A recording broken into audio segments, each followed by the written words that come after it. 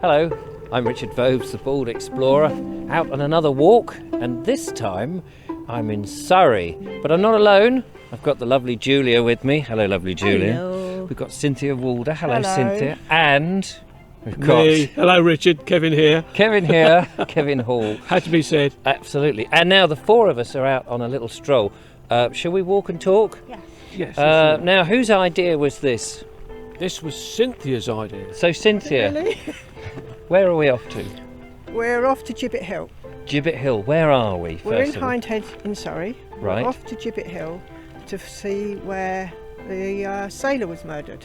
Ah, So we are going to see a stone that commemorates where he was actually murdered, and a Celtic cross where the gibbet was, right. where the three men who murdered him were hung. So this is a story goes back, I believe, to the 18th century. Is that right, It is, Kevin? yeah. 1786 is 24th of September is when he was murdered. And he was a sailor. And he was on his way to Portsmouth to meet up with his ship. So this is the old. I mean, we should say that we're walking along the old A3, which is the old Portsmouth This Road. was the old Portsmouth Road, yeah. Yeah. Which would have then days would have been the old coach road. Right. So he was strolling along down there on Yep. the 24th of He September. he was heading back to Spithead. And he stopped at I think it's the Red Lion Inn at Thursley, which is further north. And he met these three men, and they were eating and drinking together, and they left together. But not so long later on at Hindhead, the three men that he met up with murdered him. Charming fellas. Yes, Just the absolutely. sort of people you want in your company, eh, Julia? Oh, so is this a portent? I hope not. Yeah. Maybe we're all going to be strung up somewhere. But there is this memorial stone which was put up in 1768. No, hang on, I'm trying to...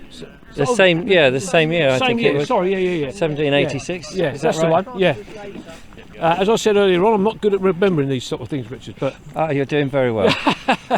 yeah, so it's always been something that's been talked about locally, but it was a shepherd's boy out tending this flock that actually found the sailor's body. And Oh, right. And he reported it, and the three villains, shall we say the murderers, were actually found selling his belongings and his clothes in Rake, which is slightly further south. So they were apprehended and they were tried in Kingston, I believe. Oh, right. And then their bodies were put in chains and hung up on the highway here. On the Gibbet Hill. Yeah, and they were left, as was I think what happened in those days. That's what happened. They were just left to rot, basically. Yes, And as a sign to tell people this is what happens if you break the law. Yes, exactly. As a warning. As a warning. Yeah. These guys have just ducked behind taking pictures of trees, I imagine. Is Really that right? interesting one. Oh. It goes up and then down and then up like that. Yeah. Well, that's very interesting. Yeah. So we're walking up to Gibbet Hill now, here in Surrey, in this wonderful autumnal day in early November. And there's lots of interesting trees to see, which are. you've just described one. Yeah. So- There's I think a beach further up where the main trunk had been cut as well, and it's got some really gorgeous looking roots and stuff, but then it's got this massive branch that goes up and further into the copse. I wish I'd taken the picture to include in the video. Anyway, we'll crack on with our walk. How far from where we are then is it to this point? It's up there, Richard. Oh, good. Okay. Marvellous. Thanks for that. Well, we have arrived at the gravestone which marks the spot of... Does it mark the spot of the gibbet, or... No, the gibbet. This is the spot where he was murdered. So there's this gravestone, or marker stone, I suppose, and it says on there, erected in, what does that say? Detestation of a barbarous murder committed here of an unknown sailor on the 24th of September 1786. Beyond this, we should say, is this terrific view. And if you look very carefully, this is known as the Devil's Punch Bowl, am I right? That's right, yeah. and to our right of the screen you'll see the green track, and that is actually where the old A3 used to run. Yeah. It's the old original line of the A3 from Portsmouth to London, and where you, as you said just now, where you see the green footway going all the way around. That is the route of the old dual carriageway around the Devil's Punch Bowl.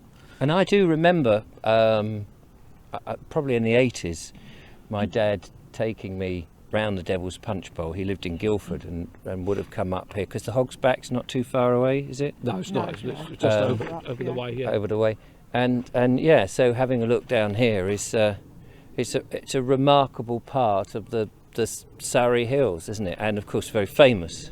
Yeah, it is. Yeah, and of course we got Undershore Hotel just down by the old Hindhead traffic lights, which was the home of Edward Conan Doyle. Oh, was it? Yeah. Edward Conan Doyle. That's the one. Arthur Conan Doyle. I was going to say Arthur's brother. You know why it's called Undershore? Go on, carry on. Because the house further up the hill is where George Bernard Shaw lived. Oh, I see. So it's he lived Undershore. Undershore. Oh, right. They're very cliquey back in those days, weren't they? Yeah, very cliquey. The old authors. Yes. So this stone is what's got on the back? You said there was a curse, but there isn't a curse. There's lots of graffiti. It's right down We the think bottom. it's at the very bottom. And what was the curse? So whoever moved this stone would come to a sticky grim end, end. basically. Yeah. The Oh, here we go. Julia's got it. What? Curse be the person, I'm not sure. man. Yeah, man. Curse be the man. Who injured. Is it injustices? Yes, injustices. I can't read that. No, it's just got. Yeah. There you go. It's right at the bottom. Yeah. So there we go. And so presumably, I mean, it's a hefty stone, isn't it? That's not been moved since 1786. Oh yeah, it's been moved. Been moved. Oh, it has been moved. But When when returned. that road was built, they took the stone down there, and the man who had it erected was very unhappy about it, so it had to be moved back. Didn't it? Yeah. But people were injured or died in the process, Oh, right. and then it was finally moved in 1934. I think it was about that. Yeah. Yeah. Anyway, 2 people involved died within a short time afterwards, unexpectedly, and the man who arranged it all injured his shoulder so badly he was never able to work again. Good God. So the curse The curse. Yeah. seems to have worked. Yeah. Or, as people say, was it a convenient way of just stopping people from touching Moving the it, stone? Yeah. Yeah. Well, Anyway. it was convenient for us in terms of a nice story. A good But story. the video doesn't quite end yet because there is this final marker which marks where the gibbet was. Where the three assailants were hung. Assailants were hung, yeah. Yeah.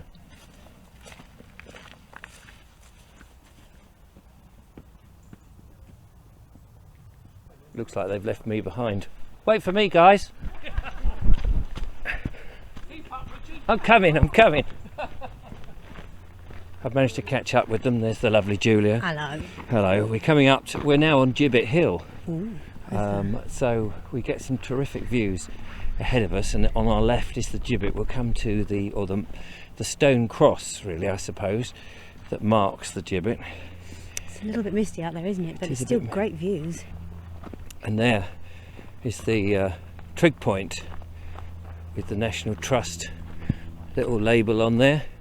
And over here, of course, you've got the views. And this all makes sense to put your gibbet up here, which probably wasn't quite covered in so many trees back then, being on the King's Road. And I'm just going to take a stroll up to the marker, which is the stone cross that marks the point where the gibbet was. I'll come round this side to get the light on it. The marker which shows the position of the gibbet, and of course with the A3 or the old London Road, people would have passed there and seen these 3 bodies hanging. It must have been quite a large, substantial piece of work in its day to have 3 bodies hanging from it. It was famous as being the strongest Gibbet in Surrey, Oh, was it? Yeah. because it held 3 bodies. Yeah. It might even have been in England at the time. And they hang them in chains. Yeah. So they would have been tried and hung probably where did you say it was? Kingston? Kingston, I think, yeah. So, I mean, it's possible that they hang them here, but It's possible. um, Yeah, you're right. It could have been in Kingston. They but brought th- that. yeah, but this is it. This is the point. And the strongest, it would have been a pretty It was a substantial very thing, substantial Yeah. gibbet, because yeah. they would have been there for a long, long time. And then the gibbet itself would have been a warning thereon after, Absolutely. Yeah, even once the absolutely, bodies had gone.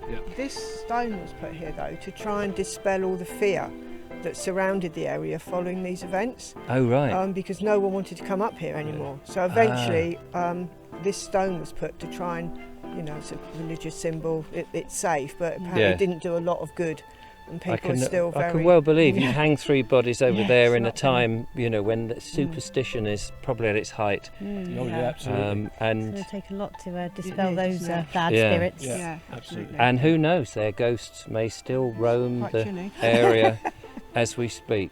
But What's that lean on your shoulder? Oh, well, from Gibbet Hill up here near Hindhead, thank you so much for watching. Do leave a comment behind. I'm being spooked as we speak by these 3 terrible people. Actually, 3. Yeah. If only I had some chains. Till next time, goodbye. Bye-bye.